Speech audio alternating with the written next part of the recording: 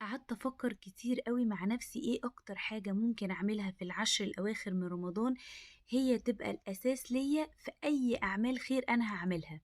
لقيت إن أكتر حاجة إحنا محتاجينها حاليا هي إننا نفضي دماغنا من أي مشاكل في الحياة. خدوا هدنة من أي مشاكل.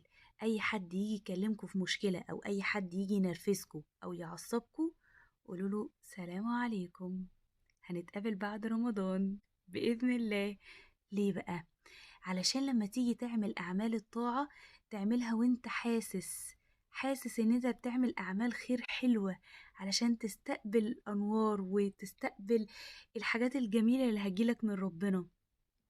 لما دماغك تبقى مليانة مشاكل مش هتعرف تعمل الطاعة بهدوء وسكينة ومش هتحس بجمالها. علشان كده فضوا دماغكم من أي مشاكل وما تعملوش أي حاجة، ما تعملوش أي حاجة في الوقت ده غير إن انتوا تدعوا بس. من هنا لحد آخر رمضان هندعي بس، مش هنعمل أي حاجة تانية. ومن هنا لحد آخر رمضان إن شاء الله بإذن الله وباليقين اللي جوانا ربنا هيحل لنا كل مشاكلنا بإذن الله. ما تنسوش تصلوا على حضرة النبي. اللهم صلي وسلم وبارك على سيدي وحبيبي وأبي الروحي سيدنا محمد.